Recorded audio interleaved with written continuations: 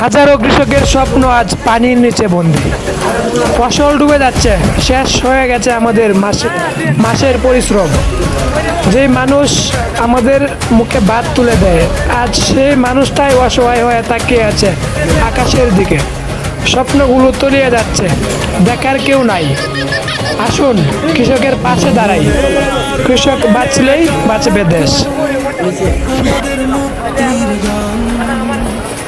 নতুন সম্ভাবনার গাড়ি, চব্বিশের জনে জনে সম্প্রীতি, বছর জুড়ে উৎসবের গীতি। আরো যে কত